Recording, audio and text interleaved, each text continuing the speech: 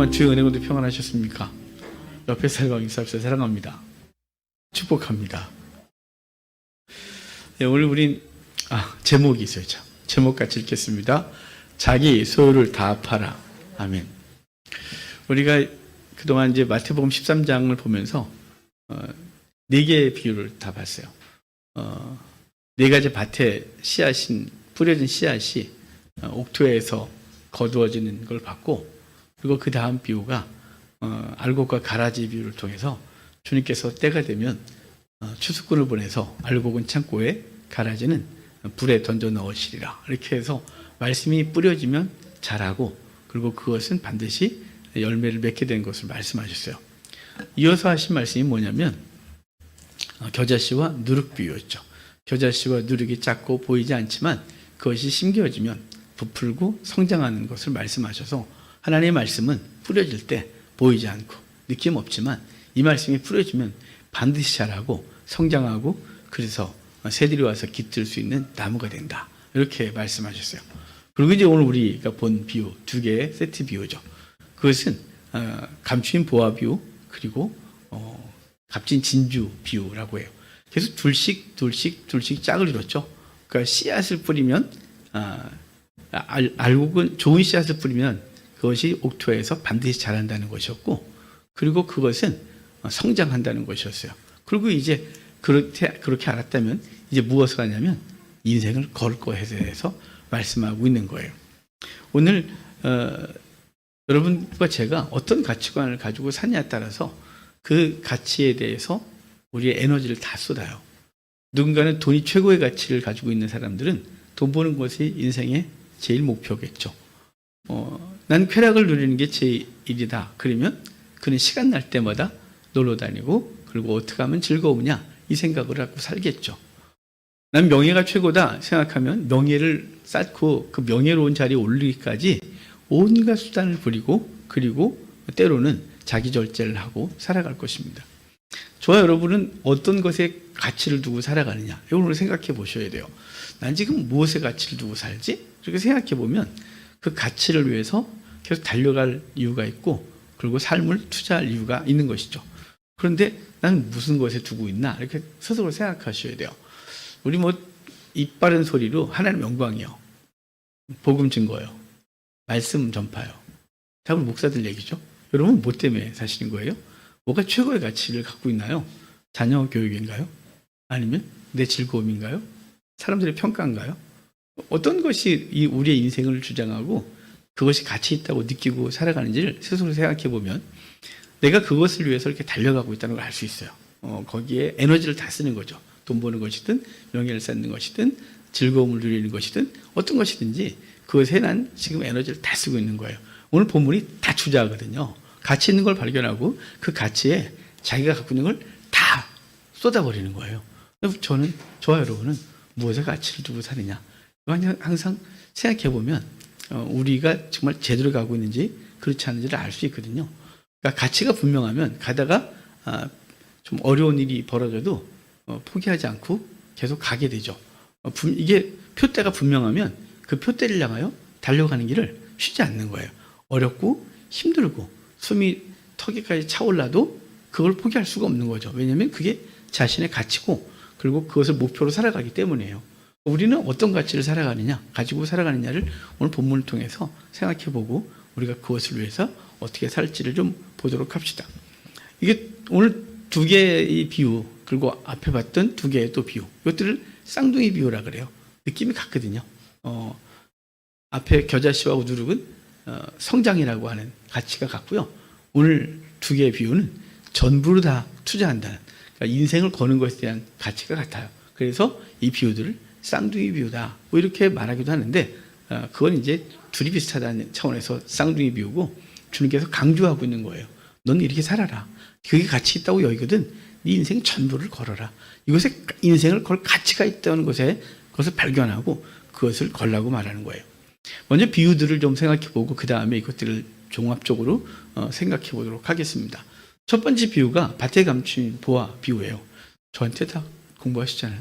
그리고 제가 한 3, 4년 전에도 우리 이야기로 듣는 성경 강좌, 강해에서 한 3년 전 그때쯤에 요 마태복음 13장을 다 했더라고요.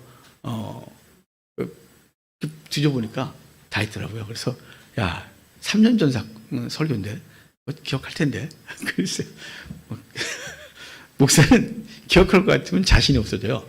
근데 제가 이제 설교 이제 가르치면서 목사님들하고 이렇게 얘기했더니 초짜 목사님 그래요. 목사님 제가 어느 책에서 읽었는데요. 목사는 익숙한 걸 계속하는 거래요. 성도들한테 계속 익숙한 걸 가르쳐주면 된대요. 그래서 용기를 불어 넣으시더라고요. 항상 그것 때문에 스트레스가 되게 심하다. 22년 해봐라. 맨날 했더니 또 하는 느낌이 있다고. 아주 힘들다. 이렇게 했더니 그렇게 말씀하셔서 그 얘기가 어제도 생각이 나고 그래서 자신있게 새로운 얘기처럼 처음 하는 얘기처럼 우리 갑진 진주 보아는 이래요. 어떤 사람이 우연히 밭에서 발견해요. 우연이에요. 이 사람이 길을 가다 발견했는지 일을 하다 발견했는지 본문이 명확하지 않아요. 하지만 대부분 설교자들은 그리고 주석학자들은 소작농이 어떤 다른 사람의 밭에 품꾼으로 왔든지 소작농으로 일을 하든지 그 밭을 일구다가 그 한쪽 구석에서 보화를 발견한 거죠. 전쟁이 많았던 그 땅에는 피난을 갈 때 그 보화를 다 싸들고 갈 수 없었어요. 그러니까 전쟁이 났다 그러면 자기만 아는 장소 아무도 안 보는 곳 바위 밑에서 오른쪽으로 3보 왼쪽 위쪽으로 2보 이렇게 그 장소에다가 묻어놓은 거죠. 깊이 묻어놨어요. 그러다가 피난 가서 죽어버린 거죠. 돌아와서 못 꺼낸 거예요. 그러니까 그 아들도 몰라 부인도 몰라 아무도 몰라. 비법을 아무도 모르듯이 아무도 모르는 거죠. 그래서 그 세대가 죽고 그 다음 세대가 계속 이어져도 그 보화가 어디에 있는지 아무도 모르는 거예요. 여러분 우리나라도 그랬어요. 우리 전쟁 때 6.25 때 많은 분들이 묻고 갔어요. 제 기억이 가물가물한데요. 저희 할머니가 제 아주 어릴 때 그런 얘기 하셨어요. 우리가 피난 갈 때 근데 이제 저희 고향이 저희 원래 할머니가 살던 이북 땅이에요. 이북이 이제 전쟁이 터지면서 이남이 됐죠. 지금 비무장지대, 철원 비무장지대가 저희 오도 가도 못하는 그 땅이 저희가 살던 땅이래요. 저희 조상들이. 거기서 정미소도 하고 땅도 많았대요. 전쟁에 다 망한 거죠. 근데 거기 피난 올 때 할아버지하고 할머니하고 어느 바위 밑에 숨겼대요. 뭘 숨겼는지. 근데 갈 수가 없잖아요. 비무장지대니까. 못 들어가니까 거기에 있다는 얘기를 저한테 어릴 때 하셨었어요. 그래서 이거 얘기 들을 때마다 우리 할머니도 그때 그런 얘기를 하셨었는데 근데 할머니 돌아가셨어요. 이제는 전쟁 이제 통일이 돼서 그 땅에 가서 포크레인 갖고 그 땅을 다 뒤져야 돼요. 그래야 어딘가에서 나올 바위 밑이라 그랬으니까 큰 바위 있으면 그 밑을 다 뒤질 거예요. 그럼 이제 보화가 발견되겠죠. 자, 그렇게 발견된 거예요. 발견됐는데 얼마나 놀랐는지 이 사람이 깜짝 놀라갖고 너무 기뻐해서 얼른 덮고 집에 가서 집을 다 팔아갖고 그 밭을 샀대요. 이 도둑놈, 양심 없는 놈 이러면 안 돼요. 당시 랍비들이 이걸 재판했어요. 왜냐면 워낙 이런 일이 자주 일어났거든요. 땅은 적죠. 그리고 전쟁은 자주 있었죠. 피난 갔다 죽으면 그 조상 때 누가 묻었는지도 모르는데 그냥 발견 못했어요. 근데 그 밭에 보화가 있었던 거죠. 밭주인 거냐 발견한 사람 거냐라는 이 갈등을 생길 때 랍비가 결정한 것이 뭐냐면 밭주인 거다라는 결정을 내렸어요. 왜냐하면 그 집안 내가 묻었지 않겠냐라는 거죠. 그래서 이 사람은 공식적으로 이 보화를 자기 것을 삼기 위해서 공식적으로 삼기 위해서예요. 이걸 도둑질한 것도 아니고 나쁘게 산 것이 아니에요. 만약에 밭을 안 사고 밤에 몰래 와서 캐갔다 하면 도둑질이에요. 근데 그 사람은 그게 아니라 정당하게 사겠다는 거죠. 그래서 묻어두고 밭주인한테 그 밭을 샀어요. 아마 비싸게 샀겠죠. 그리고 그는 그 밭을 사서 그 보화를 다 자기 거 삼은 거예요. 가치를 발견한 거죠. 정말 제대로 된 가치를 발견하고 그 가치 없어 보이는 자기 집을 다 팔아 그 가치 있는 걸 산 것이에요.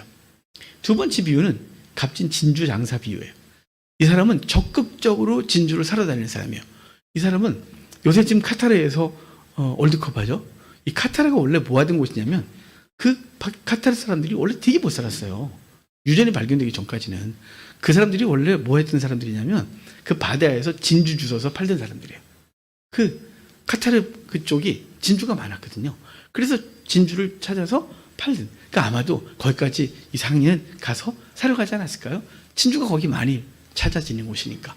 그래서 진주를 사서 그걸 되팔고 그리고 있었는데 어느 날 진짜 제대로 된 진주를 본 거죠. 너무 빛도 좋고 크기도 좋고 모양도 너무 예쁘고 이런 진주를 발견하고 그 진주를 발견하니까 나머지 진주가 다 진주 같지도 않은 거죠. 모조품 같은 느낌 있잖아요. 이 진주를 발견하고 나선 그는 자기가 갖고 있는 진주를 다 팔고 그 진주 하나를 샀대요. 이 사람도 다 팔아서 산 거예요. 둘 다 팔았죠. 한 사람은 우연히 발견해서 샀고 한 사람은 적극적으로 인생에서 헤맸어요. 뭐가 가치 있느냐.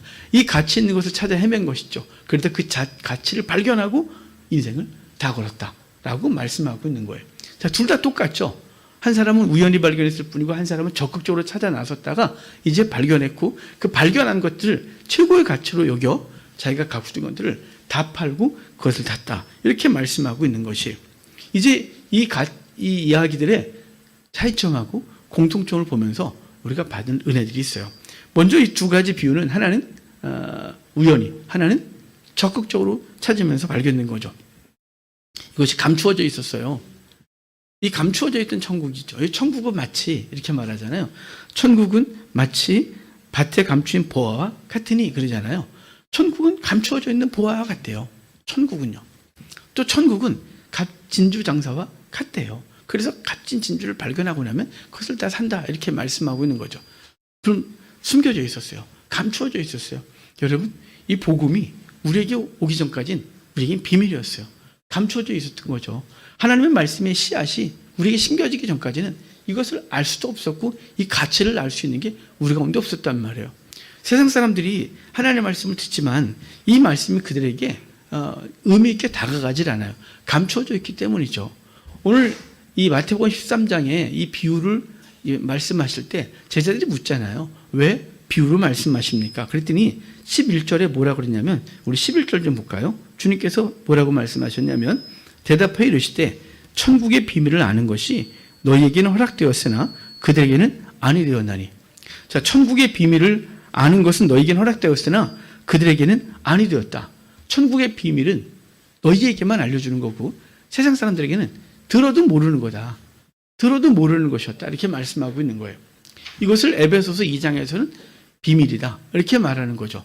그래서 이방인들이 구원받는 것도 비밀이었고 유대인들의 입장에서 이방인이 구원받는 것도 깜짝 놀라는 이런 사건이었던 거죠. 바로 이 복음은 감추어져 있었어요. 천국은 감추어져 있었어요. 근데 이 천국을 감추어져 있었는데 우리에게 발견된 거죠. 누군가는 우연히, 누군가는 적극적으로 찾아 나선 거예요. 여러분 진리를 찾아 헤매신 적이 있으신가요? 그 사람은 적극적으로 찾았던 거예요. 세상의 진리가 뭐냐?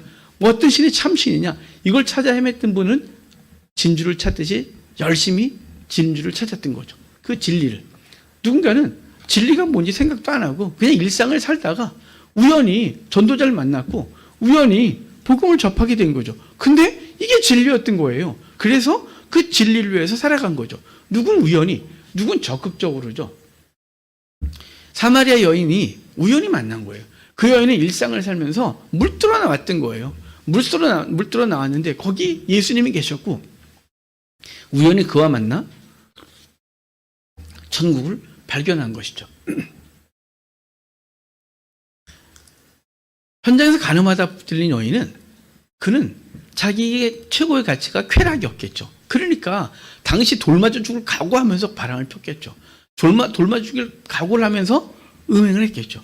현장에서 가늠하다 잡혔어요. 그런데 그도 우연히 그는 생각하지도 않은 진리를 만난 거예요. 그래서 예수님 만나고 그는 다시는 죄를 짓지 않은 삶으로 나아가게 되는 것이에요.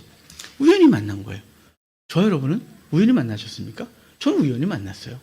저는 초등학교 때 아버지가 때려서 교회를 보냈고요. 교회를 접하게 돼서 그냥 다녔어요. 그러다가 고3 때 적극적으로 찾았어요. 이게 진리냐? 하나님이 살아계시냐? 이것 때문에 적극적으로 찾았어요. 인생의 문제 앞에서. 결국은 하나님은 우연히 만나서 복음을 접했고 그것이 진리인지를 물었고 그 진리를 찾아서 하나님께서 제 삶을 만들어 가신 거죠. 우연이에요. 적극적으로 주님을 찾은 사람이 대표적인 사람이 니고데모예요. 니고데모는 진리를 찾아 헤매는 사람이었어요. 그래서 예수님이 예루살렘에 왔을 때 밤에 찾아와서 영생에 대해 물었고 고민했고 결국은 그는 그리스도인이 되어 하나님의 나라를 세우는 사람이 되는 거죠. 여러분 적극적으로 했느냐 수동적이냐 중요하지 않아요. 뭐가 중요한 걸까요? 감추어진 것이 발견됐다는 거죠. 발견됐다고 말하잖아요. 발견된 거예요. 내가 우연히 만났건 적극적으로 찾았건 간에 발견된 거예요. 이게 수동이에요. 내가 열심히 했다고 찾은 것도 아니고 내가 그냥 아무 생각 없었는데 찾아진 거예요. 예수님께서 은혜를 계시해 주셔야 되는 거죠. 죽었던 우리를 살려주셔서 눈을 뜨게 하시고 그리고 복음을 알게 하시고 그 복음 앞에 삶을 드리게 된 놀라운 은혜가 있는 거죠. 그러니까 저와 여러분은 발견된 진리를 갖고 있는 거예요. 발견된 진리. 내가 발견한 게 아니에요. 발견된 거죠. 내가 뭐 인생의 가치가 뭘까? 인생은 왜 사는 거냐? 이렇게 묻다가 내가 다 깨달아갖고 내 머리가 너무 좋아갖고 그래 하나님이 진리야 이렇게 한 게 아니라 그런 고민을 하고 사는 사람이 우연히 발견됐든지 아니면 적극적으로 찾았다가 그냥 그 사람도 어쩌다가 찾아다니다가 진주를 만난 거죠. 그를 만난 거예요. 발견한 거예요. 그래서 그것을 다 자기의 것으로 삼는 은혜가 있었던 거죠. 여러분 은혜인 것이 그래서 저와 여러분이 복음을 통해서 예수님을 발견한 것, 발견되신 예수님 그것이 감사하고 그래서 저와 여러분은 그 구원 가운데 들어가게 된 것이죠. 그래서 여기 이것을 발견하고 나서 그들이 갖고 있는 감정적인 어떤 변화는 아주 기뻐함이에요. 여러분 예수님 만나고 기쁘십니까? 예수님 만나고 사는 오늘이 기쁘신가요? 오늘이 기쁘고 또 내일도 기쁠까요? 이런 질문 앞에 우리는 맞다고 그래야 되고 지금 아멘 하신 것처럼 우리 매일 예수님 만난 것 때문에 기뻐야 되는데 이게 기쁨이 지속되지 않는다는 게 늘 문제라니까요. 예수님 만난 그때 그 기쁨. 저는 고3 때 하나님 만나고 그 만난 즐거움으로 좀 미친 사람처럼 하나님 앞에 살았던 시기가 몇 년 있었어요. 그때는 내 정신이 아니었던 것 같아요. 아무리 그 시간으로 돌아가 보려고 해도 그 느낌으로 돌아갈 수가 없는 거예요. 아무리 부르짖어 기도해보고 그 느낌이 잘 안 돼요. 왜냐면 저는 그 고3 땐 인생의 절망 앞에 있었거든요. 절망 앞에서 주님 살아계시냐고 간절히 기도했고 그분이 만나주셔서 그때부터 미친 사람처럼 몇 년을 기도하고 말씀 읽고 정말 막 밥을 굶고 하반신이 마비와도 그땐 그렇게 기뻤어요. 그 기쁨을 회복하고 싶은데 잘 안 돼요. 그때 그 기쁨이고 그 기쁨이 똑같은 기쁨이면 다른 기쁨이 우리 속에 있는 거죠. 여러분이 예수님을 만났던 그 기쁨, 그 발견했던 그 기쁨이 영원하지 않고요. 매일매일 그분과 만나는 기쁨이 새록새록 오르고 있는 거죠. 그 크기가 다르고. 근데 그 기쁨을 말씀을 통해서 또 기도를 통해서 묵상을 통해서 매일매일 발견할 수 있는 우리가 되기를 바라요. 그래서 그것 때문에 감격하고 그것 때문에 울고 그것 때문에 우리가 하나님 앞에서 살 이유가 분명해지는 귀한 은혜가 우리 가운데 있기를 바랍니다. 이 은혜, 진리를 발견하고 말씀의 은혜를 발견하는 건 과거의 사건이 아니고 매일매일 그 말씀 때문에 흥분하고 그 말씀이 우리의 삶을 움직이는 복이 저와 여러분 가운데 있기를 바랍니다. 근데 이것은 내가 찾으려고 해서 찾아진 게 아니라 늘 문제라니까요. 오늘 그랬잖아요. 발견됐다고. 하나님의 은혜가 우리 속에 넘치기를 바래요. 내가 막 찾으려고 해서 찾아지는 게 아니죠. 그거 되게 이상해요. 이런 거 있잖아요. 우리가 연극을 할 때는 제가 연극을 잘 못하지만 연극을 할 때 연기자들이 매일 그 눈물을 흘리는 게 진짜 눈물일까요? 거짓 눈물일까요? 헷갈려요. 정말 아무 때나 눈물을 잘 흘리시는 그분들이 정말 그 감정에 푹 빠져서 울리는 걸까요? 아니면 내가 울어야 되겠다 느끼는 순간 우는 걸까요? 안 물어봤어요. 여러분 그 느낌은 우리가 마치 말씀 읽으면서 내 은혜를 받아야 돼. 그래가지고 은혜를 좀만큼 있으면 울어야 돼. 그래서 우는 거 느낌인 거죠. 그게 아니고 발견된 은혜예요. 하나님께서 말씀을 통해서 우리에게 발견되어지고 일상을 통해서 하나님이 발견되어지는 그 놀라운 은혜가 있어야 우리가 그 기쁨의 감정 가운데 살아가지 않겠습니까? 그거 좀 다른 얘기지만 어제 그냥 쓸데없는 영상을 하나 이제 신학교 강의를 마치고 잠깐 쉬어야 되지 않겠습니까? 신학교 강의하기 전에 한두 시간은 긴장을 바싹 해요. 왜냐하면 그날 1시간 20분 강의할 걸 막 또 읽고 보고 그리고 머릿속에 다 정리하고 그리고 하거든요. 끝나고 나면 좀 이렇게 쉬고 싶어요. 쉬고 싶을 때 뭘 하겠어요. 그래가지고 이제 좀 컴퓨터를 켜놓고 봤는데 어느 지리산에 한 10분 정도 되는 영상인데 지리산에 할머니들 사는 그 동네 영상을 이렇게 짤막한 영상이 있어요. 제목도 몰라요. 배 타고 들어가는 마을인데 어쩌고저쩌고 그러는데 거기서 이제 자식들이 와갖고 이제 여름부터 해서 겨울까지의 영상을 이렇게 다큐로 찍어 놓은 건데 그 할머니들이 자식이 오면 막 행복해하고 김장한다고 막 행복해하고 막 서로 먹여주고 그 할머니 꼬부랑 할머니가 자식 저 밑에 막 뛰어 내려오시고 막 이런 장면이에요. 근데 그게 울컥하는 거예요. 되게 너무 울컥했어요. 그러고 나서 어제 하루 종일 우울했어요. 우울했어요. 그냥 갑자기 눈물이 주르르 흐르다가 또 말다가 흐르다가 이렇게 설교 준비해야 되는데 그놈은 감정에 사로잡혀갖고 되게 힘들었어요. 그래서 오늘 예배가 끝나면 포천 올라가려고 그래요. 망원경 가지고 아버지 보러. 너무 아버지가 보고 싶고 그런 거예요. 저희 가족사를 여러분 잘 아니까 어머니 보고 싶어도 요새는 어머님과도 관계가 좀 애매해져서 찾아가기도 그렇고 아버지는 새엄마가 때문에 못 찾아가고 그냥 너무 보고 싶고 그냥 그 장면 하루 종일 저를 울게 했어요. 그렇다고 가족들 앞에서 징징 짤 수도 없고 집사람이 나가고 혼자서 이렇게 눈물을 닦고 아무렇지도 않지. 저녁엔 제가 하도 감정인 상태가 회복이 안 돼서 집사람에게 오늘 괜히 쓸데없는 영상을 봐서 제가 마음이 너무 힘들다. 나 예배 끝나고 내일 예배 끝나고 포천 가서 이제 이파리 다 떨어졌을 거니까 이파리가 있으면 아버지 집이 안 보여요. 이파리가 다 떨어져야 아버지 집이 보여. 굉장히 멀거든요. 망원경을 길에서 봐야 돼. 괜히 근처 갔다 큰일 나거든요. 그러니까 그 아버지가 보고 올게. 그랬더니 알았다고. 그래서 이제 오늘 예배 끝나면 전포청 가서 아버지 좀 보려고 그래요. 보면 감사하고 안 보일 수도 있어요. 아버지가 집 밖으로 나와야 보이거든요. 안 나오시면 그냥 망원경으로 집만 보다가 돌아와야 되는데요. 하여간 그래요. 근데 발견돼야죠. 내가 발견한다고 발견하는 게 아니에요. 하나님께서 우리에게 그 말씀을 통해 기쁨을 주셔야 그 기쁨이 계속 유지되는데 내가 일부러 만들어지는 게 아니에요. 그래서 그걸 주께서 주신 기쁨을 은혜라 그러잖아요. 내가 만들었다면 은혜가 아니죠. 그 은혜가 저와 여러분을 붙들어줘서 일상을 사는데 세상에서 주는 환난과 어려움 앞에서도 넘어지지 않는 기쁨, 쓰러지지 않는 기쁨, 소망이 가득해지는 귀한 은혜가 있기를 바랍니다. 발견된 은혜이기 때문에 그래요. 그리고 이것은 이 가치를 발견한 우리들은 전부를 투자하죠.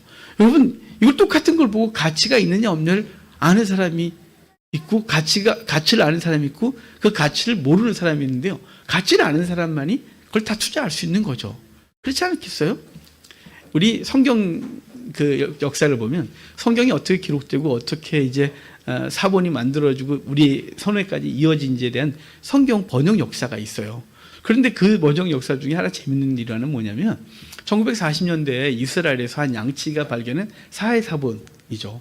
그 양치기는 양을 잃어버리고 나서 양을 찾아야겠는데 그 쿰난 지역에 자연동물이 많아요. 근데 올라가기 너무 버거운데 양이나 염소들은 잘 올라가거든요. 발도 희한히 잘 올라가요. 그러니까 자기 올라가기 귀찮으니까 밑에서 돌을 동굴에 던졌는데 쨍그랑하고 깨지는 거예요, 뭐가. 그러니까 뭐지? 그래서 올라가 봤어요. 그리고 무섭지만 동굴 안을 보니까 동굴 안에 항아리들이 되게 많은 거예요. 그 항아리들이 이렇게 길쭉한 항아리들이. 보니까 두루마리가 이렇게 있는 거죠. 그 두루마리를 얘가 이 양치기가 두루마리의 가치를 모르니까 이거 옛날 것 같긴 하다 그러니까 고물상한테 팔았어요. 아주 헐값에 그 어마어마한 걸 고물상이 그거 보고 이렇게 했는데 그 소식을 누군가 알고 미국에 있는 고고학자 등등이 와서 그걸 무지하게 비싸게 사가지고 하고 그리고 이스라엘은 또 엄청나게 비싸게 그걸 사서 지금 이스라엘의 사해사본박물관에 전시하고 있어요. 엄청난 거죠. 이 2000년 된 이 유물을 이 양치기는 가치를 못 발견한 거예요. 그래서 그냥 싸구려로 파는 거죠. 가치를 발견한 사람에게 있어서는 어마어마한 돈을 지불하고라도 그걸 사왔고 이스라엘은 그걸 전시하고 있어요.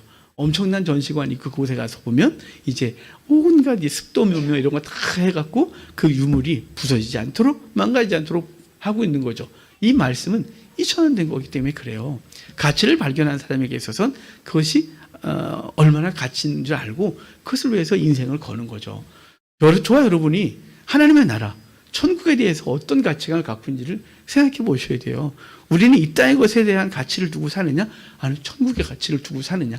하나님의 말씀이 진짜 가치가 있다고 믿느냐, 아니면 이 말씀이 그냥 기록된 말씀이고 내게 지금 가끔 도전도 주고 감정도 울컥하게 하는 말씀 정도로 끝나느냐예요. 여러분, 이 가치를 발견한 사람은 이 말씀을 심은 거죠. 심어서 100배, 60배, 30배 결실을 맺은 거고 이 말씀을 심어놓고 가꾸기 시작하는 거죠. 가을에 추수할 때까지. 그리고 그것은 심겨지면 성장한다는 걸 알고 그것을 심는 일을 쉬지 않는 거예요. 그리고 그 말씀이 갖고 있는 성장성, 이게 하나님의 일, 하나님의 나라를 위하여 인생을 다 거는 존재들이 된 거예요. 가치를 발견했기 때문이죠. 여러분에게 천국은 어떤 가치를 갖고 있나요? 이 땅의 것과 비교해서 별것이 아닌가요? 아니면 이 땅의 것을 다 버리고라도 그것을 얻는 것이 최고의 가치라고 생각하나요? 사도 바울이 이렇게 말해요. 빌립보서에서 그 하나님의 나라 때문에 이 땅의 모든 것들을 분토처럼 여긴대요. 분토, 배설물처럼 여긴다 그러거든요. 똥으로 여긴다는 거죠. 그가 가지고 있었던 학벌, 그가 가지고 있던 집안 내력, 그가 가지고 있던 어떤 재능들, 이 모든 것들을 다 똥으로 여긴대요. 왜냐하면 뭐와 비교해서요? 하나님의 나라와 비교해서 똥으로 여긴다는 거죠. 사도 바울은 로마서에서 이렇게 말해요. 내가 오늘 당한 환난을 장차 받을 영광과 비교해서 비교할 수가 없다. 그래서 장차 받을 하나님 나라에서 영광 때문에 오늘 이 땅의 것들을 기꺼이 버릴 수 있다는 거예요. 생명도 버릴 수 있는 것이 사도 바울의 마음이었던 거죠. 무엇의 가치를 두고 사느냐에 따라서 인생을 그것에 거느냐 걸지 않느냐가 결정되는 거예요. 우리가 뭐 때문에 힘들어하고 뭐 때문에 행복한지를 생각하시면 알아요. 내가 무엇에 가치를 주고 있는지. 난 돈이 많이 들어오면 행복해. 근데 돈이 좀 적으면 불행해. 나는 누군가가 칭찬을 많이 하면 행복해. 난 누군가가 날 비난하면 너무 불행해. 난 내 자식이 잘 되면 너무 행복해. 내 자식이 좀 안 되면 너무 불행해. 나는 누군가가 날 명예롭게 해주면 너무 행복한데 내 명예가 깎이면 너무 힘들어. 그래서 그것 때문에 막 인생을 허비하고 시간을 들이고 에너지를 쏟고 있다면 그것이 최고의 가치인 것이에요. 근데 우리가 뭐 때문에 살아가고 있느냐라고 하는 것에 대해 생각해 보면 내 가치가 어디에 있고 그 가치를 위해서 나는 어떻게 투자하는가라고 하는 거죠. 여러분, 인생의 가치를 발견하셔야 돼요. 참된 가치, 이게 복음이고 하나님의 나라예요. 이 땅의 것을 다 사라져요. 그래서 이렇게 말씀하시잖아요. 너희는 내일 일을 염려하지 마라. 내일 일은 내일이 염려할 거라고. 마태복음 5장에 있는 말씀이세요. 이게 무슨 얘기냐면 내일은 내게 아닌데 우리는 이것이 영원할 거라고 믿어서 이 땅의 것들의 가치를 두고 이 땅의 것에 열심히 살아가고 있는 거죠. 근데 이 땅의 것들은 잠시 있다 사라진다고 분명히 말씀하시는 거예요. 그리고 우리는 무엇에 마음을 두냐면 하나님의 나라, 천국, 그것을 세운 하나님의 말씀에 가치를 두고 그 말씀을 위해서 우리의 삶을 드리는 우리가 되기를 바랍니다. 여기 오늘 본문이 다 똑같이 자기 소유를 다 팔아요. 자기 소유를 다 팔아 그것을 살 때요. 저와 여러분이 인생을 어디에다 걸어야 되는지 생각하고 그것을 위해 사는 우리가 되기를 바랍니다. 근데 착각하지 말아야 될 게 있어요. 착각하지 말아야 될 건 뭐냐면 그럼 내가 희생해야 되는 건가? 그래 주를 위해서 희생해야 되는 거구나 라고 생각하지 마십시오. 여러분 특별히 앞에 이 부활을 발견한 사람은 밭을 샀죠. 여러분 이 사람은 밭을 산 건가요? 부활을 산 건가요? 부활을 산 거죠. 거기 부활가 없으면 밭을 안 샀어요. 부활가 있기 때문에 밭을 산 거죠. 우리가 왜 헌신하고 왜 하나님 앞에 살아가나요? 헌신과 사랑이 최고의 가치 때문에 그런 건가요? 아니죠. 거기 있는 하나님의 나라 때문이죠. 이게 밭주인 때문에 열심히 사는 건가요? 밭주인에게 돈 갖다 주려고 밭을 산 거예요? 아니요. 자기 이익 때문에 그 최고의 가치를 거기다 투자한 거예요. 인생 다 건 거잖아요. 왜냐하면 밭주인을 즐겁게 하기 위해서가 아니라 자기가 즐겁기 위해서요. 여러분 우리는 주를 위해서 주 앞에 살아가는데 우리가 주를 위해 산다 이렇게 표현하지만 사실은 주를 위해 사는 건 자신을 위해 살고 있는 거예요. 그래서 헌신과 수고를 괜히 손해보는 것처럼 생각하지 마십시오. 주 앞에 재물을 드리면 내가 이렇게 손해보는 것 같고 내가 주 앞에서 헌신하는 것이 마치 나를 막 깎아내고 나를 죽여가면서 하는 것 같이 느껴지신다면 뭔가 착각하신 거예요. 사실은 우리가 오늘 이렇게 살아가는 것은 나를 위해 사는 거예요. 천국이 있기 때문에 천국 때문에 오늘 사는 것이 마치 주를 위해서 내가 이렇게 살고 나는 희생을 하고 난 싫은데 막 억지로 하는 것처럼 그렇게 생각하지 마십시오. 그건 착각이에요. 누가 밭 사라고 했습니까? 자기가 밭을 샀어요. 왜 밭을 샀냐면 그 안에 있는 보물 때문에. 우리는 하나님 앞에서 오늘 살아가요. 인생을 그것을 사는 거죠. 근데 그것을 마치 밭주인한테 내가 뭘 드리는 것처럼 막 이러고 있는 거예요. 내 인생 다 드리는 것처럼. 아니 밭주인에게 드린 거는 밭주인을 기쁘게 하기 아니라 자기가 그것을 발견했기 때문이죠. 진주를 다 준 이유는 그 진주 갖고 싶어서 그런 거예요. 그 진주를 갖고 있으면서 그 진주를 다시는 팔 수 없을지도 몰라요. 이 진주가 얼마나 비쌌겠어요. 이거 살 수 있는 사람이 있어야 될 텐데 못 사면 자기는 이 진주 하나 갖고 나서 밥을 굶어야 될지도 몰라요. 안 팔리면 밥 굶어야죠. 집 부자면 뭐 하겠어요. 부동산 부자면 현금이 없는데 이거 갖고 있으면 뭐예요. 아무것도 못할 걸. 근데 이 사람은 이거 보고만 있어도 행복한 거예요. 누가 이거 사랑했나요? 그것의 가치를 발견했기 때문에 인생을 건 거예요. 자신을 위해서, 자신의 즐거움과 자신의 미래를 위해서 여러분 오늘 주 앞에 살아가고 있는 것을 마치 대단한 헌신을 하고 있는 것처럼 내가 손해를 보는 것처럼 인상을 쓰면서 그렇게 살아가면 안 돼요. 오늘 우리가 주 앞에 살아가는 것은 보화 때문에 살아가는 거예요. 그리고 진주 때문에. 그것은 자기가 좋아해서 자기를 위한 거죠. 천국을 얻고 천국을 사모하고 천국을 향해 나아가는 우리의 인생의 즐거움, 영적 즐거움이 그 속에 있는데 그걸 우리가 육적인 눈으로 자꾸 판단하니까 우리는 주 앞에서 살아가는 것이 마치 자기가 대단한 희생을 하는 것처럼 생각하고 있지만 그렇게 생각하시면 안 돼요. 정말 가치 있는 것, 그것을 위해서 여러분 다 팔아 그것들을 사는 우리가 되기를 바랍니다. 그래서 인생을 거는 저와 여러분이 되기를 주의 이름으로 축복합니다. 다 같이.